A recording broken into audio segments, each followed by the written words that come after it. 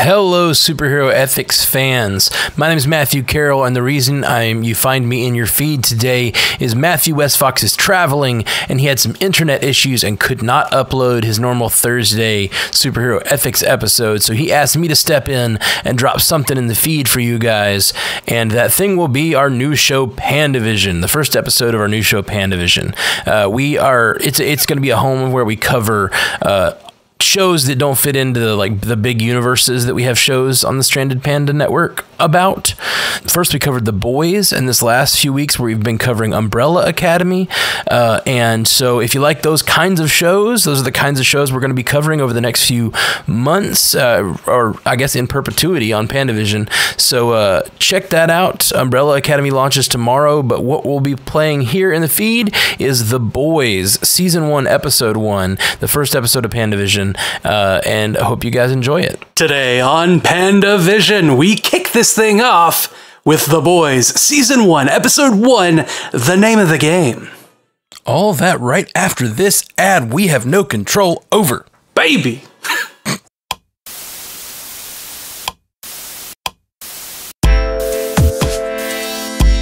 Welcome to Pandavision, the Stranded Panda podcast where we are trying to cover all the great TV we love that doesn't fit into all the universes that we also love. And today, we're talking about The Boys. My name is Matthew Carroll. I am Jeff Randall. And I'm Matthew Westfox. And we're going to do a little triad for this one. We're going to try this triad thing out, and we're going to talk about The Boys. First off, let's do a rundown of what the plot of this Season 1, Episode 1 episode was. By the way, we're going to talk about this spoiler-free for Season 1 for a while, and then we're going to transition into spoilers and talk about, toward the end, we're going to talk about what happens in the overall season arc. So if you're watching this along with us, great, and you can just stop there. If you're watching this for the second time, we'll have some content at the end with our vague recollections of what happens in this season. So this is the first episode of The Boys where we meet a young Dewey who has a girlfriend, and that girlfriend is run through by, what's the character's name? A-Train. A-Train runs through Dewey's girlfriend, kills her, and then basically they want him to sign an NDA. He refuses, and that opens up the door for our sort of secondary main character, who is Billy Butcher. Billy the Butcher. Thank you. Sorry, yeah. Billy Butcher. Yeah, Billy Butcher comes along and asks him to place a bug, to use his in with signing the NDA to place a bug, and that introduces him into this world of Billy Butcher's where he is hunting soups, or trying to spank soups, as he says. And he says, how do you spank a soup? And then he finds out at the end with a fight with Translucent, the Invisible Man, and the Invisible Cunt. Right. Billy tells Dewey that he has killed Translucent, and now they're on the hook for it, and they kind of go on the run and throw Translucent in the trunk. All the while, we have Starlight, a young Midwestern girl who has dreams of being a big superhero, and she is kind of mistreated by the Seven, and she is what's a word for what happens with the Deep? She is pressured into a sexual encounter with the Deep. And she decides after a happenstance meeting with Dewey to go in and be strong and be part of the Seven and not give up. That is the basics of this episode. Let's get into what we think about it. I think the word is coerced. Sure. Through blackmail.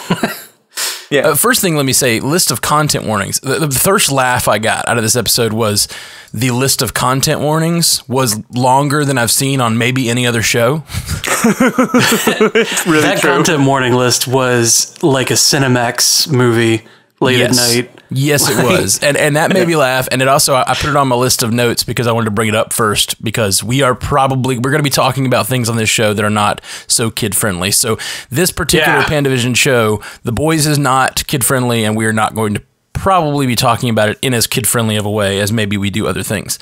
So just a content warning about the content warning. I mean, I did say invisible cunt pretty early. Yes. I was like, so whoops, true. I didn't get to the content warning in time, but sorry, parents. They should have known from the content warning watching the show. Yes, absolutely. I concur. But nonetheless, sorry, parents. Okay, so what do you guys think of this episode? You know, I think this is my favorite example of world building that I've seen in a superhero show, and certainly in episode 1. Because one of the things that I like so much about this show, and I won't do any spoilers, but we see it, through the whole all the episodes, is they're really going deep on the idea of what would actually happen to a world in which superheroes became real.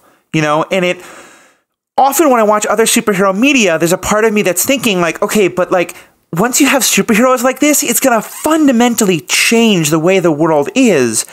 And like, and that's everything from like the way that in this show, superheroes become part of like marketing, and like now there's no real need for, human sports and stuff, because it's all just about like kids are just, not playing with G.I. Joes, they're playing with the toys of the different superheroes and stuff, down to, I've watched TV shows like The Flash and loved them and thought, okay, but how he's running at that speed, how does he never just like crash into someone? Mm-hmm. And that's the whole point of the episode, is someone who does exactly that.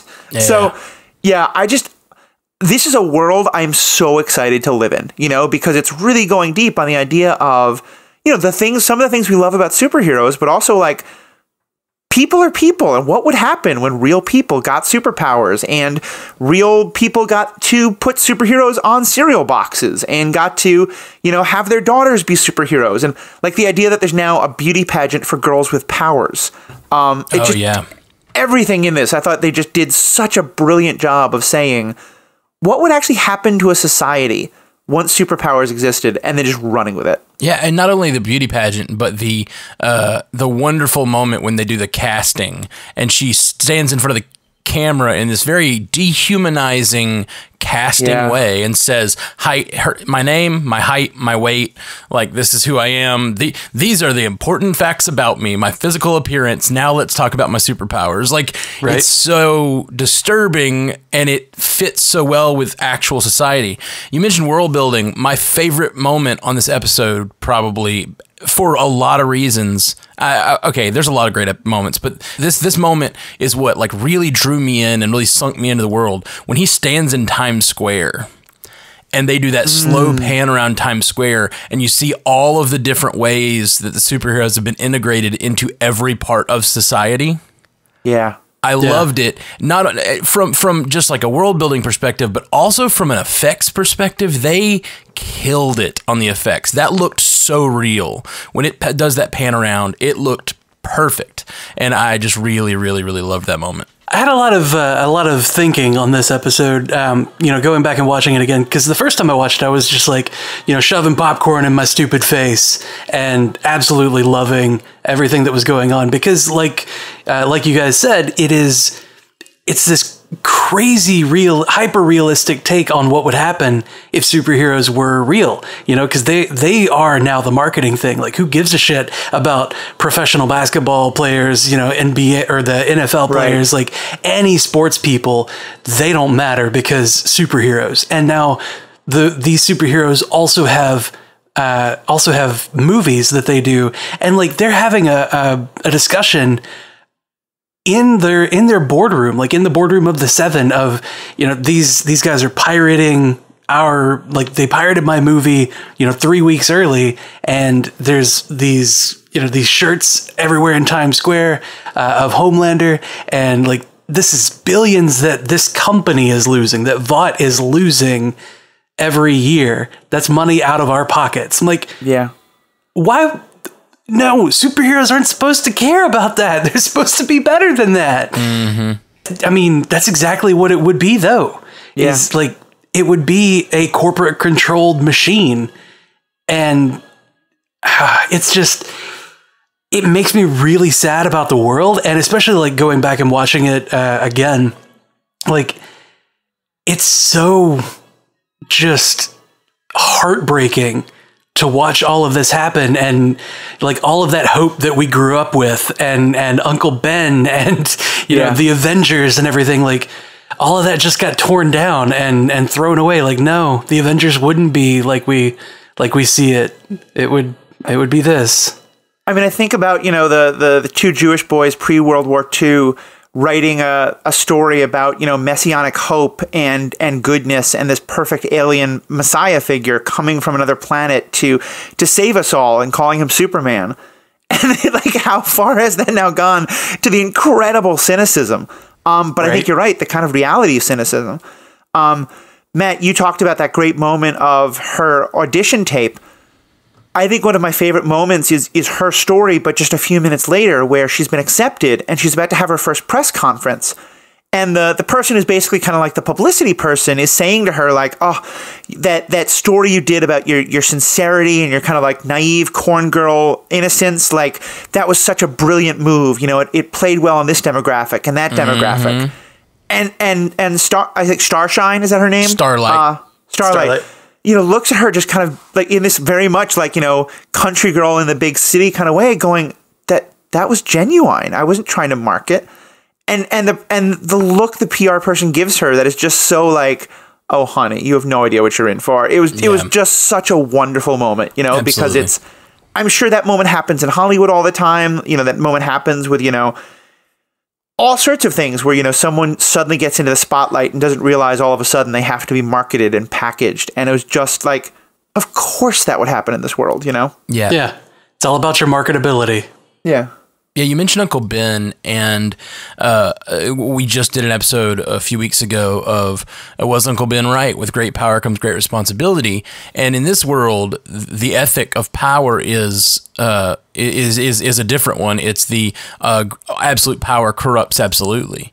And so we're and even this young girl, we see her naivete and like her strength and power in the beginning, and then she gets there and immediately becomes mistreated, as Jeff said, coerced into a sex act, and then she's and then she also is just being mistreated by the publicist, like you said, she's basically having her naivete removed slowly, and like, who will she become is the question. Like, is she just going to become another one of these heroes that is just as cynical?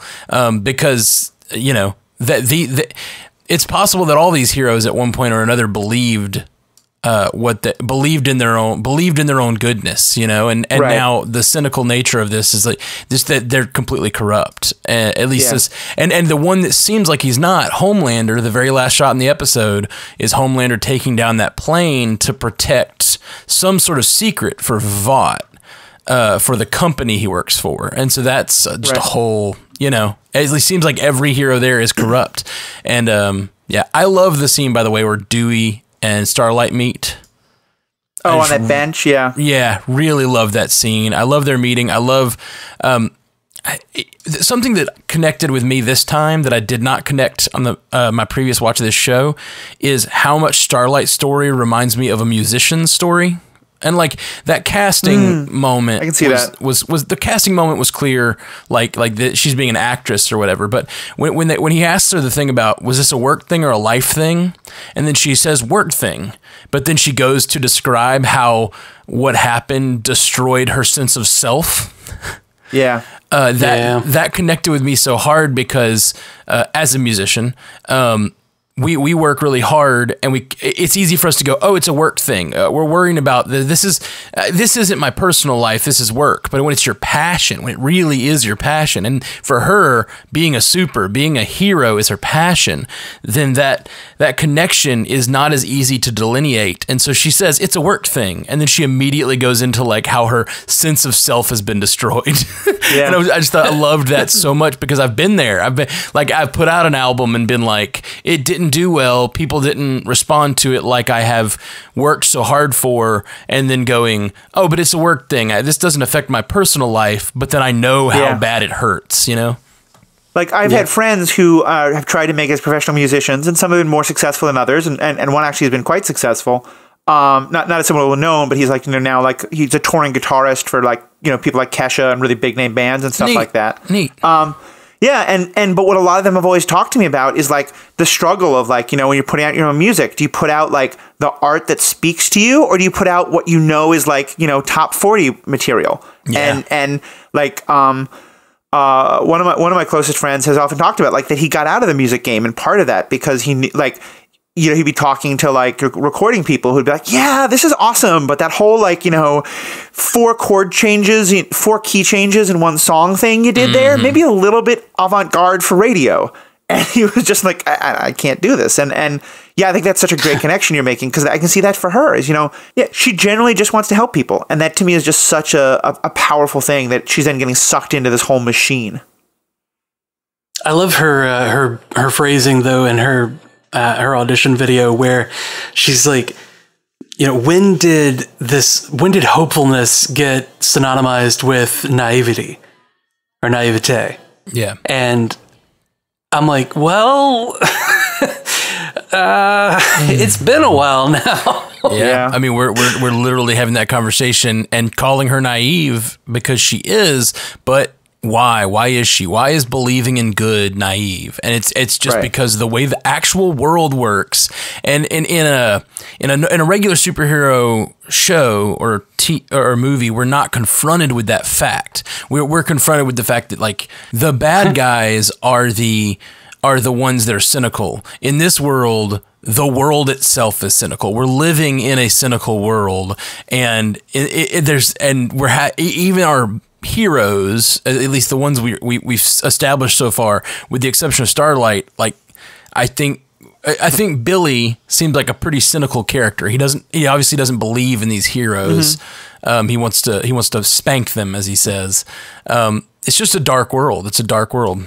And I do think it's a trope that we do see in other places. Like, I think Captain America is definitely someone who's kind of naive about the cynicism of the world that he's woken up into. And part of what makes his character so powerful is that he has this idea of like, I'm not going to give up on that. Like, because I think what can make a really interesting story is when a character says, yes, you might think I'm naive, but I'm not. You all think this is the way the world is and the way the world has to be.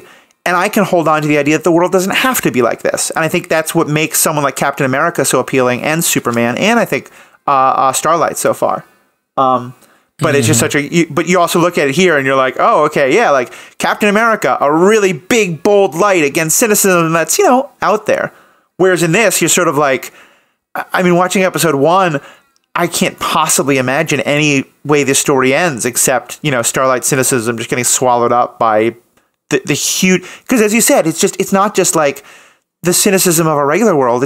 It's the way the entire superpower idea has just gotten melded into all this. Yeah, it's the infrastructure around the superheroes, and it's just and I think this is making a statement about our world, and it's making a statement about capitalism and how we need something other than just raw capitalism and running of like a company running this sort of organization seems like a bad idea in this scenario, you know, and that's what they're getting. This is what happens when the Sokovia Accords go too far.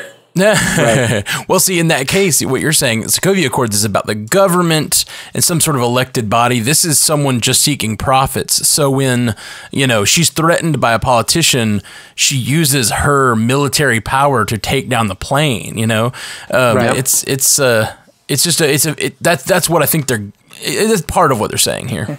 It's amazing that there's so many different like modern day issues that this is commenting on, and also just, you know, one thing gets talked about a lot, especially like right now when we're recording this, but also just been an issue in our world for a while, is, you know, the privatization of police and military and things like that.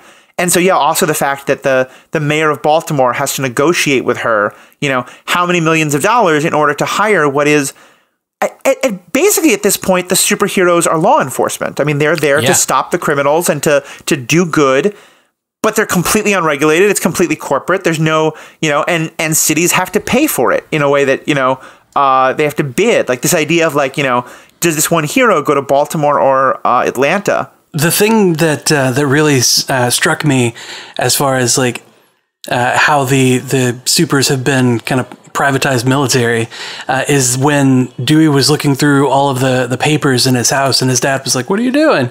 He's like, we can't charge with murder because they're like the president, or I think he said the president, but they can't be charged while on the job, while they're working." And I was like, that is grossly like very inappropriate law. Like that's real bad because while recording this, we're in the middle of these protests and riots for George Floyd, and I couldn't help but see that and go, oh, this is pretty timely. The idea that these they're basically saying these are law enforcement officers that have some sort of above the law. They're being treated as above the law. Now in this case, they're like officially above the law because they feel like it's important enough in their society to have that. And I couldn't help but connect that to what's going on in the world right now. Now we're not dropping this for a few weeks, and so any discussion of the George Floyd stuff is hard to have because as fast as things have moved, it's like I have no idea what's going to be happening in 2 or 3 weeks. It's insane. But this is I think this show is definitely making an allusion to law enforcement and what happens when law enforcement goes too far or collateral damage or whatever, and how you deal with that. Yeah, and I think it's really making a really powerful allusion in two ways. One, is certainly the ideas of collateral damage and law enforcement, and in that regard, it's on some level there's a similarity here between what A-Train does and what Scarlet Witch does. In both cases, it's the kind of a superhero ostensibly trying to do good, and someone gets in the way and winds up being hurt. Now, obviously, the huge difference is the degree to which they care about it, and Scarlet Witch being so obviously upset about it and really wanting to try and do better. A-Train literally laughing about it in a club. And I think that you're right there, that both of them are such good commentaries on, of course today we're thinking about it in terms of George Floyd, but all instances of that. Where I though goes, and I know I'm much more of a fan of this, I think, than either of you two. For me, it's as much about police brutality, but it's also as much about professional sports. Because what I'm seeing there is the kind of culture of, $1 million athlete who is on all the cereal boxes and treated like this hero everywhere. And now someone comes forward and says, this person raped me, this person assaulted me, this person, bullied me, like whatever it is. And there's this whole culture to be like, let's quietly pay them off, but let's make sure that this doesn't become a PR problem. Like, that whole world was very much what I was seeing there, especially with the whole idea of like, we're going to give you this check, but you have to sign this non-disclosure agreement. And like, the person's going to go on TV and say that they have their condolences and they feel sorry for you, but never officially accept any responsibility. Like, I definitely saw the whole thing of law enforcement in there, but I also really saw the whole, like, what happens in our own world of like professional athletes, or any celebrity, really. Yeah, any celebrity at all. Yeah. And these same thing happens with movie stars or any of those folks. And these are actually movie stars, all these people. But that's the thing. Like this company Vought has come up with a way that they have seemingly what's the word I'm looking for?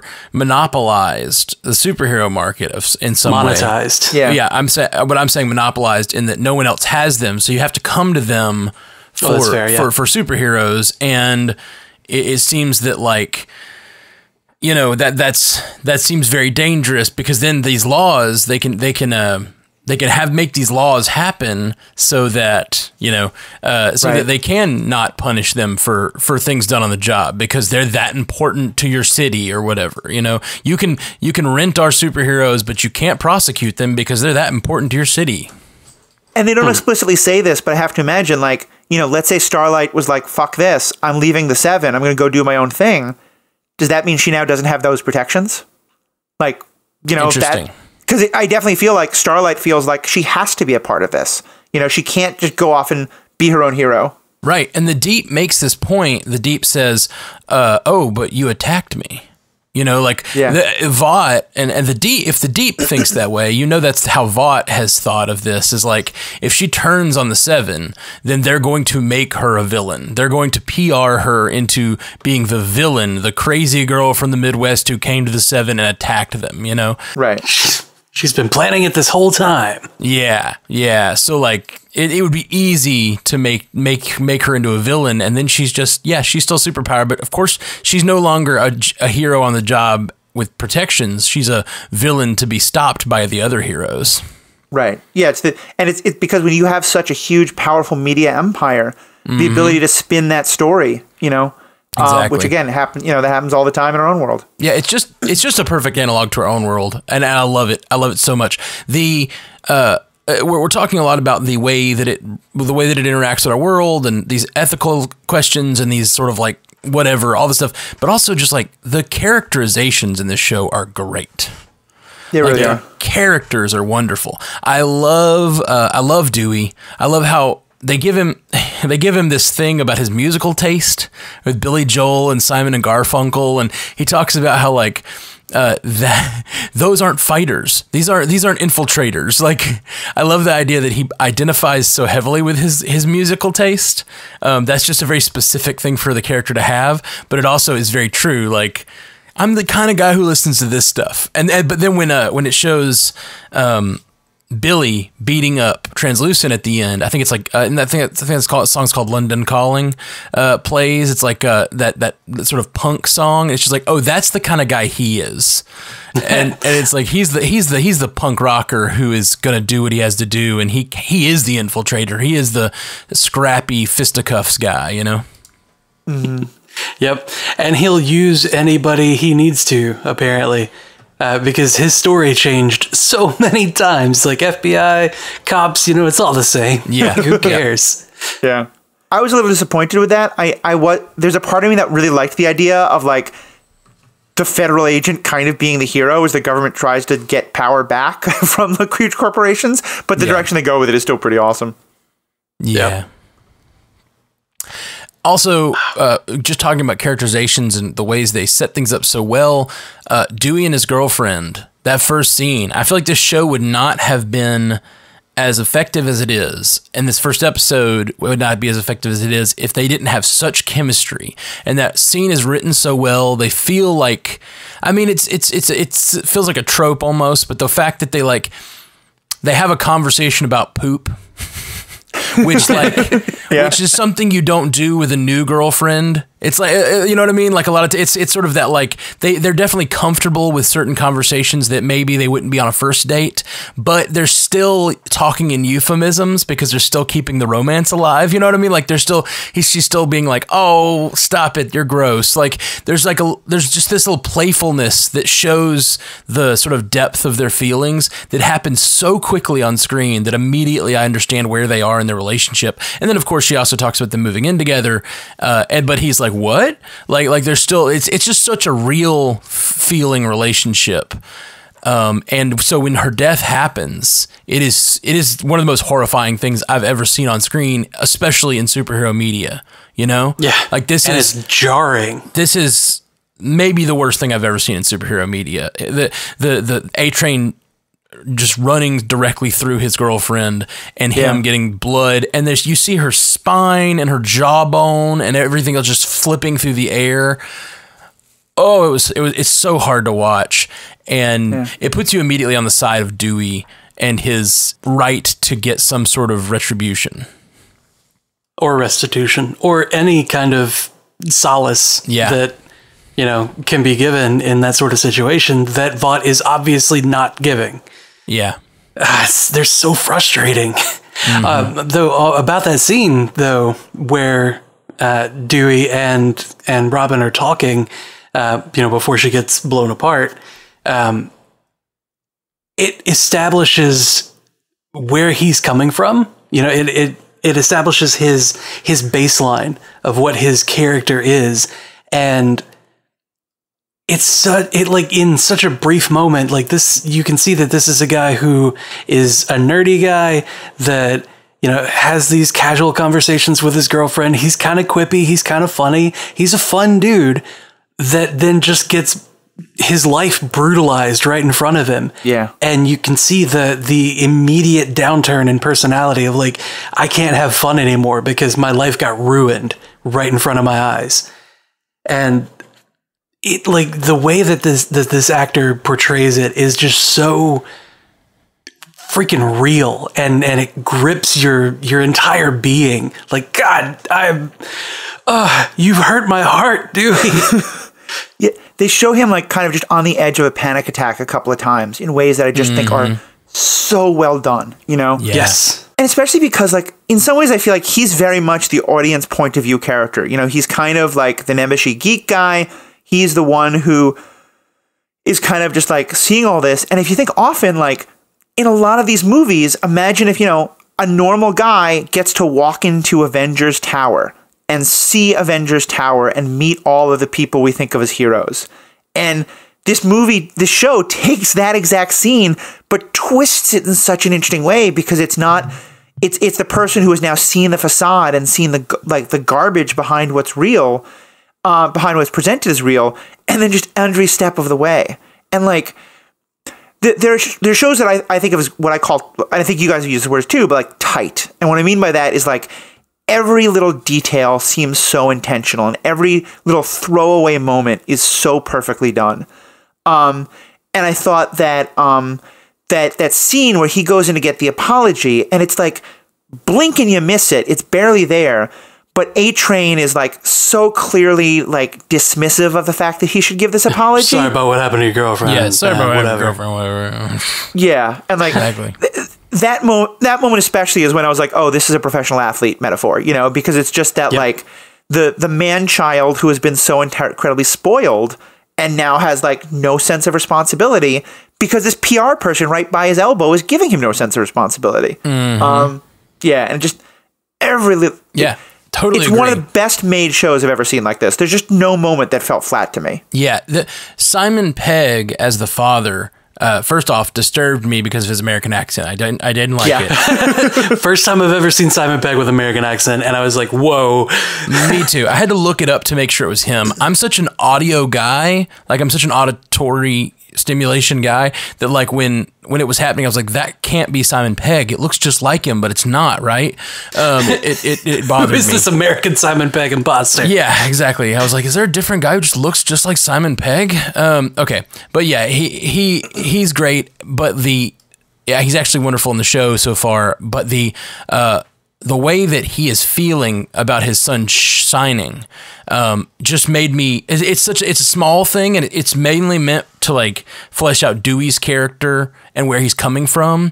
But like what I also love about it is it's showing how normal people view how powerless they are to the seven. Not only that, but the way that, I mean, just the way that his personality is in general. It's like, you know, we saw Dewey kind of give up on the conversation of the Rays, like without even having it, you know, in the beginning of the episode.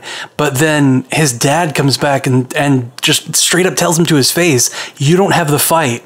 You never did. And I didn't either. Like, you got that from me. We're not fighters. So we need this money. It could do us a lot of good. Like, what the fuck are you saying, Dad? Are you shitting me? That's really interesting, especially when the other arc going on in this episode is Starlight comes in thinking she's a fighter and has been training her whole life to be a fighter.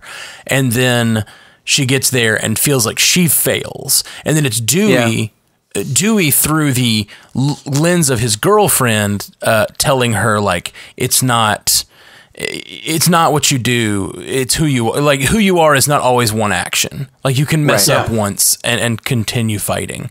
So you fell on your ass. Doesn't mean you have to stay there. Right. You fell on your fall on your ass is not who you are. And I thought that was really insightful. I think they're trying to do something there. I can't fully elucidate what I'm trying to say, but like, they're both like, he's a guy who is not a fighter, who is finding a reason to fight. And she is someone who is a fighter, who is finding that she isn't always able to, that she's not perfect, you know? Well, especially I think because it goes to something that we talk about all the time.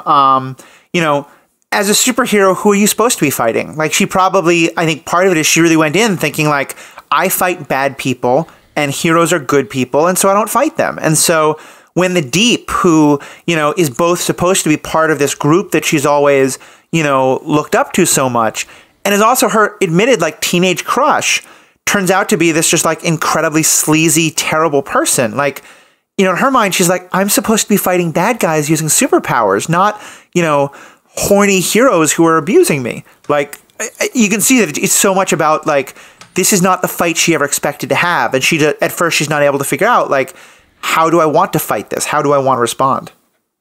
Yeah, how can I fight this? Especially when he holds all of this power over me. I mean, it goes to show that powerlessness, even though she is so powerful. Yeah, it's not the kind of battle she knows how to fight. And I think that's really interesting. She's entering a different kind of world with a different kind of battles. And if she doesn't navigate it properly, she'll end up like one of them. So now she's always thought, I am the good person who I just have to figure out how to fight the bad people. And now she's realizing I am a good person. I have to fight to not become the bad person. And I think that's fascinating. And I think it's also such an interesting idea of power because, you know, we haven't seen either one of them in a fight, but so far, like, this person who can, like, burn so brightly that she'll blind and break things around her versus, like, a guy who seems to be kind of Aquaman and control fish or something. Like, I certainly get the sense that if the two of them fought, she'd kick his ass. And I think what part of what it's saying is that the power here isn't, like, if they physically fought, she would win. But that he understands the fight is that physical power, even for superheroes, is not what's important. This is going to be a weird stretch, but have either of you played the role-playing game Vampire the Masquerade? Unfortunately, no. But you've told me about it a little bit. It was a really great game 20 years ago. Some people still play it. I still love it. I'm literally staring at my shelf where I have 2 full shelves of books from it. But one of the ideas that it has is that in a world of, like, a whole bunch of different powered groups, you know, werewolves, vampires, mages, etc., that the vampires are one-on-one the weakest of all of them. But that in many ways they're the most powerful because they're the ones who have the most human influence. And, you know, an individual werewolf can kill an individual vampire, but a vampire can get a politician to bulldoze the forest where all the werewolves live.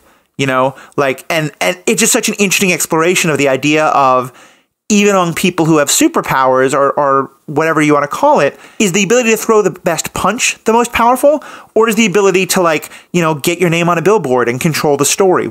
And I think so far The Boys is really saying it's the second one.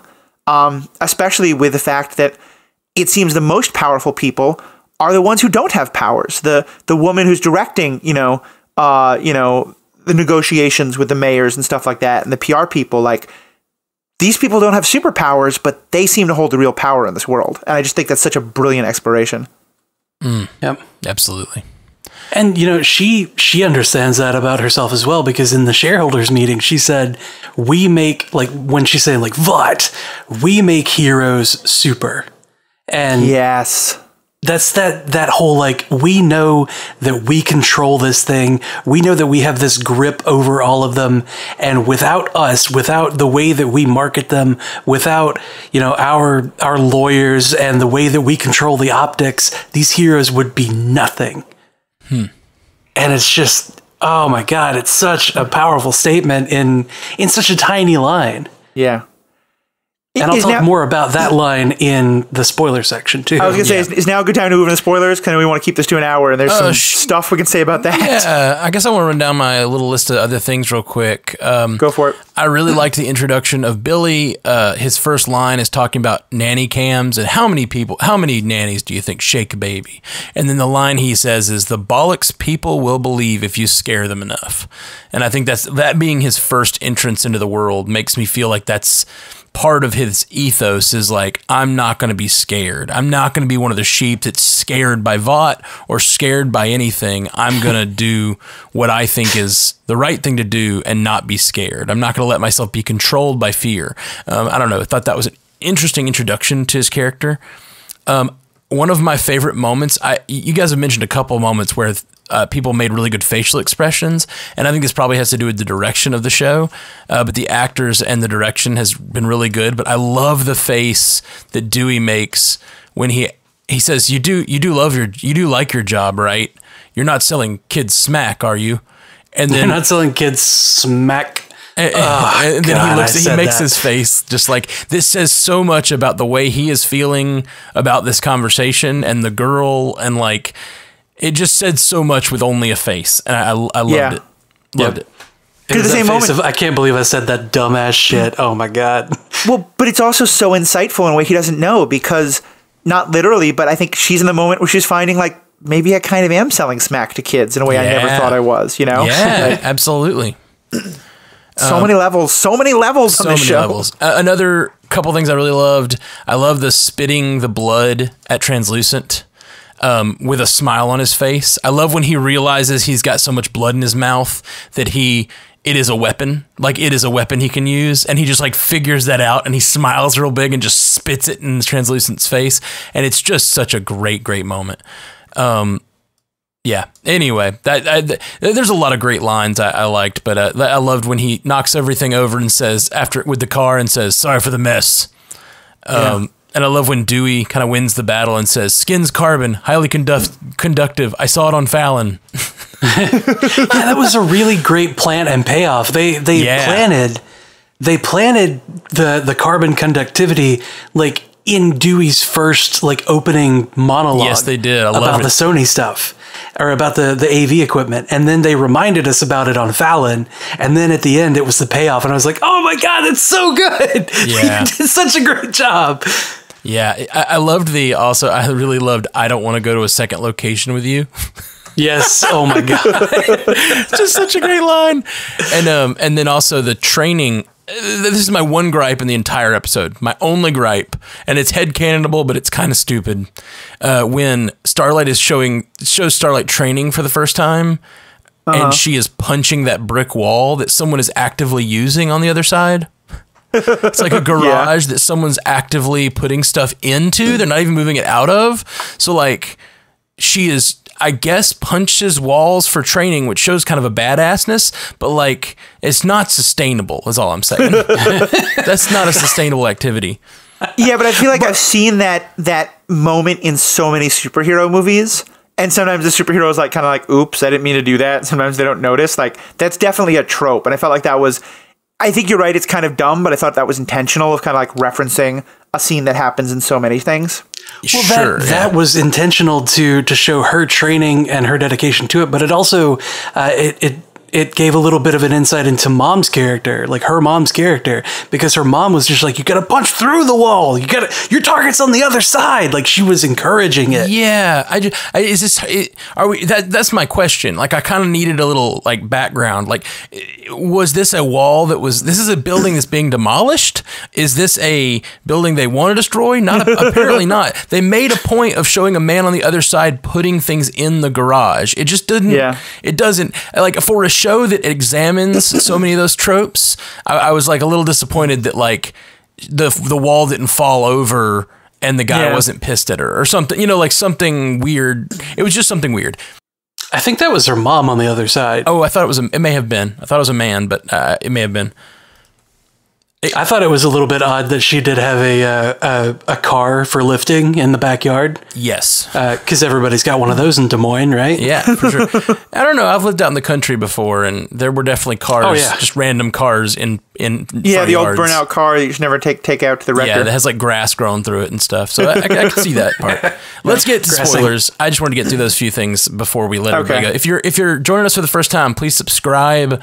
Please throw us a 5-star review in iTunes. It really, really helps out the show.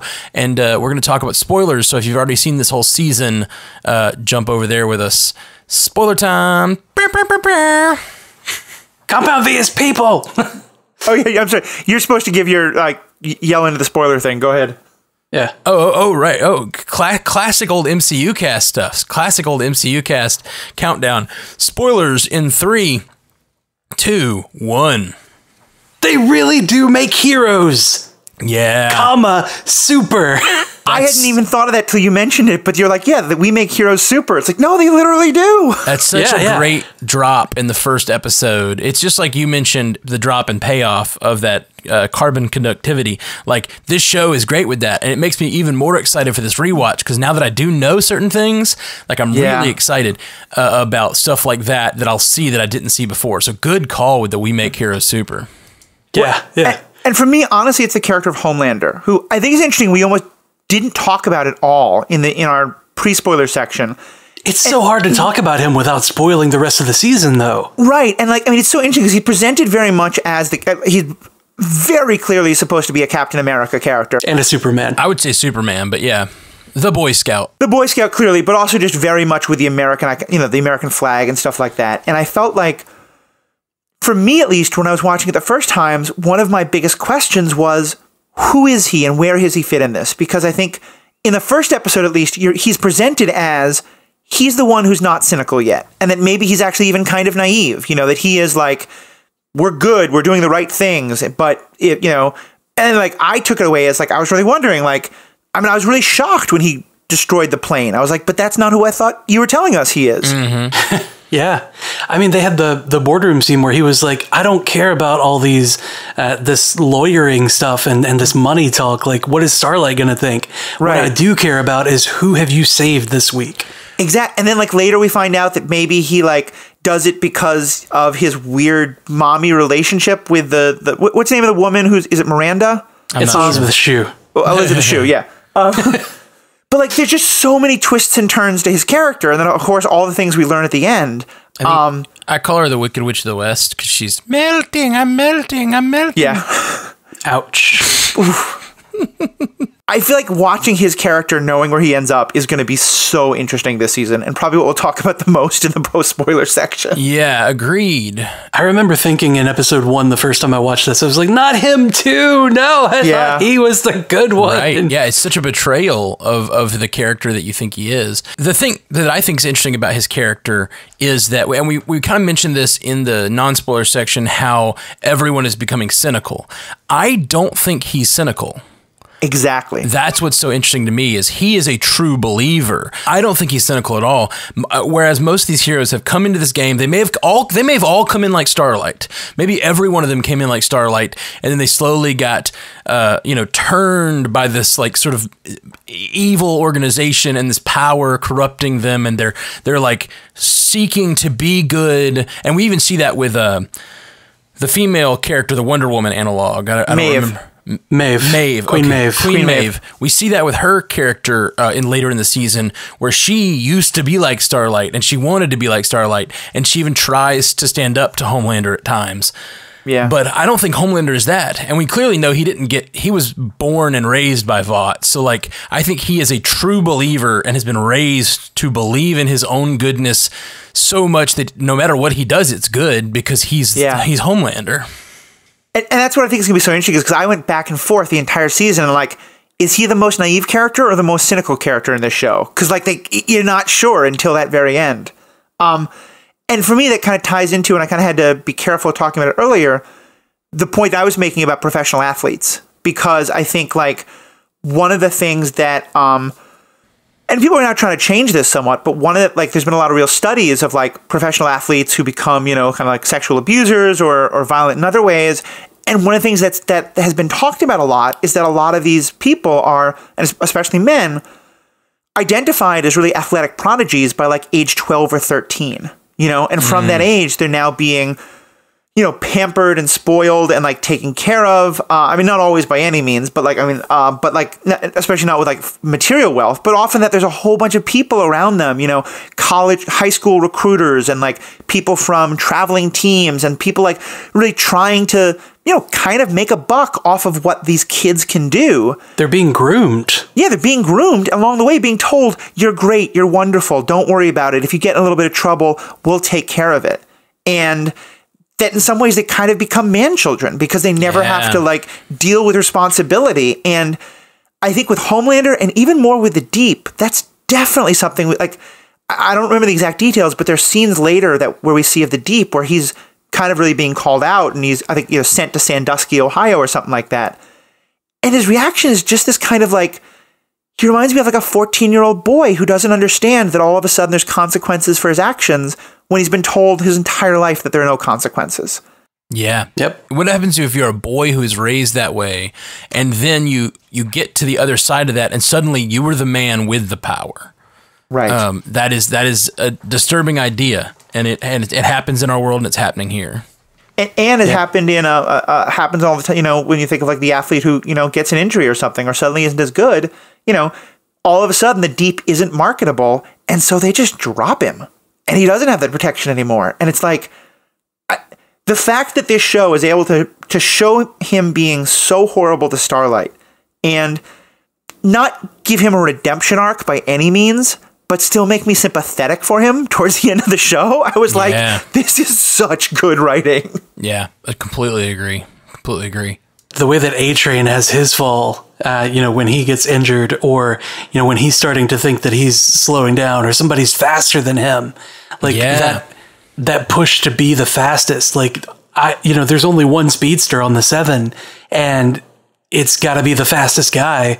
And that guy has to be me. So obviously I have to take drugs in order to achieve that. Yeah. Well, and that whole idea of it's not just the drugs, they're all on this drug that has pushed them to this level, and whether they know it or not. And this is a corporation. You start to realize everyone here is a victim. Like most of the people who we're seeing are victims in some way or another. And they're also villains, but they're also victims. And it's hard to parse that out. Yeah. It's such, and especially because it gets to something that I think actually, like, Matt, we've been talking about a lot in some of the hard discussions you've been bringing up, and certainly that I've been thinking about a lot in terms of all of the George Floyd stuff about the police, but also just conversations we've had about capitalism and about, the government and stuff like that. That a lot of times I feel like a discussion about who are the bad guys kind of misses the point, because a lot of times the most destructive part of it are the kind of institutional systems that are at play, and it's much harder to punch capitalism. It's very easy to punch, Lex Luthor. But so much of what this show kind of goes into is like, Vought is this sort of the big evil, but it's also just the whole culture of the fact that, people are willing to buy up all of the A-Train, hero worship A-Train or someone like that. And so not pay attention to maybe the terrible things that are happening in the shadows. Like, it's such a hard show to watch, because a lot of times I watch superhero stuff partially as escapism, because I want to watch the bad guy get punched and feel like the satisfaction of like, evil got punished. I don't think there's any way the show is ever going to be. I think we're going to have some satisfying moments, but the way the show is, I don't think there's ever going to be a time where we're like, okay, this person, they're the evil. If you punch them, everything will be okay again. Well, I think that's part of the way that they wrote it and the way that they're presenting the show is, if you notice, if you go and look back, there are no super villains throughout this series that are shown. Oh, that's not true. Actually, there are, because that's one of the things that we find out in the later. I don't know if they're shown. Actually, you may be right; they might not be shown. They mention them because you find out that Vought has been giving Compound V to people in. They've been. Well, it was Homelander doing that. Oh, was it Homelander doing that? See, I don't remember that. It was specifically Homelander giving Compound V to other people to create supervillains, so that he could have something to fight. Yeah. Right, so that they could have somebody to fight against that is that person to punch. Right. But they don't have supervillains outside of that.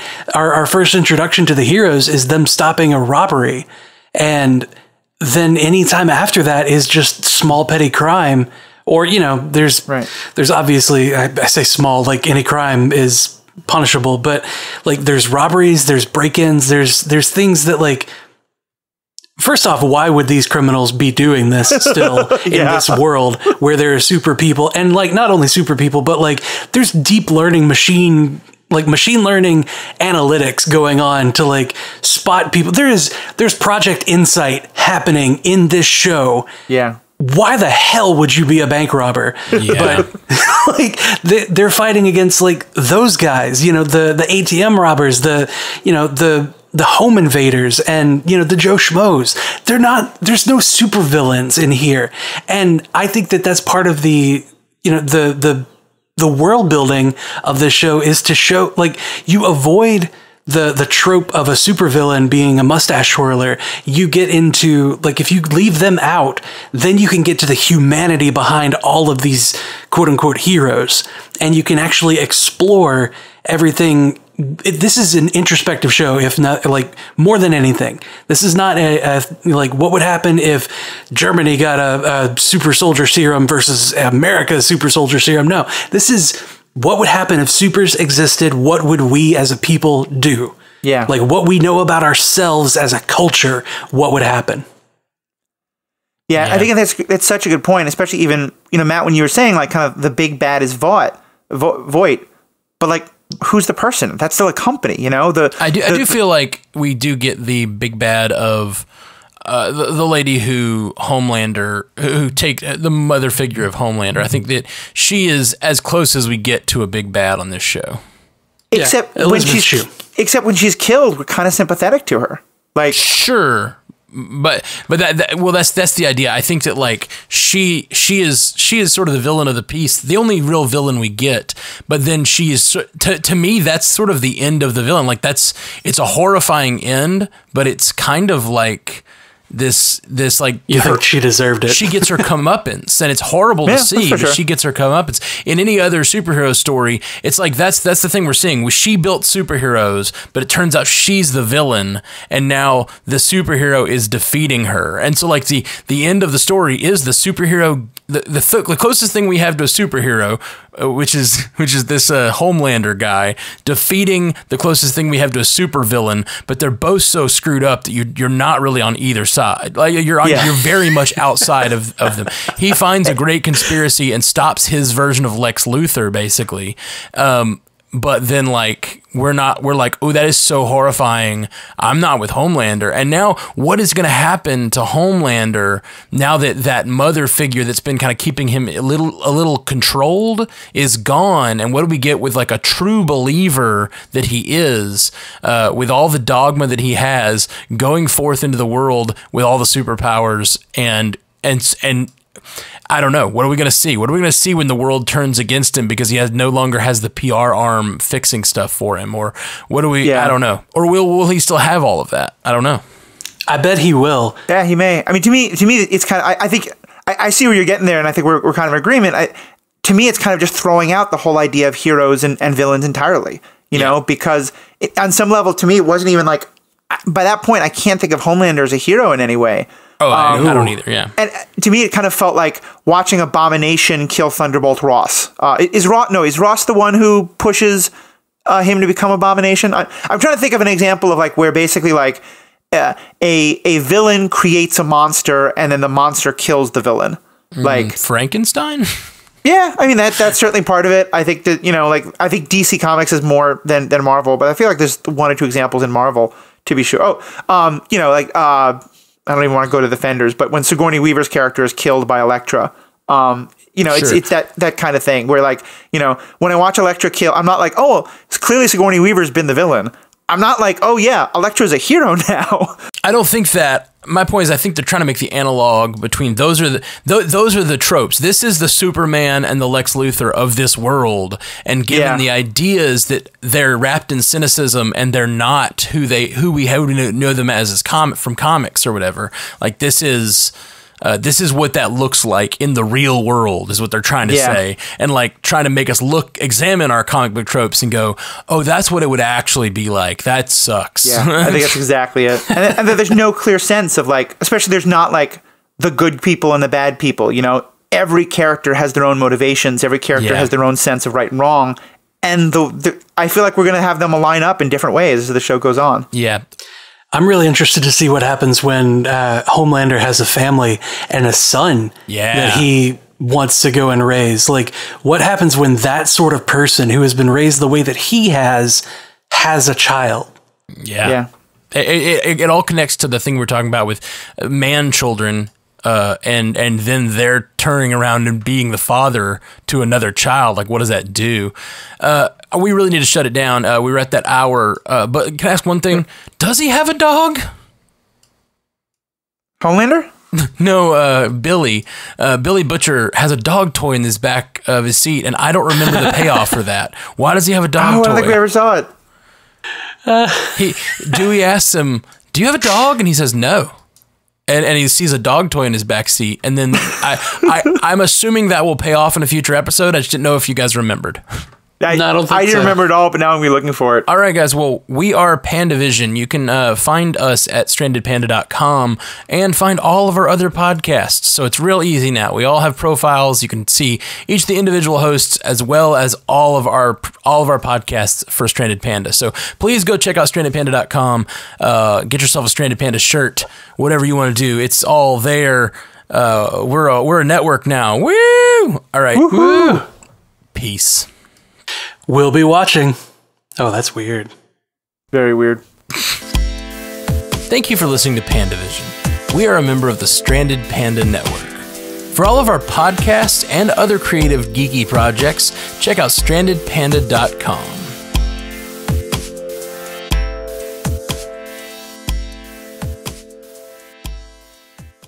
Excuse me. I want to do that too.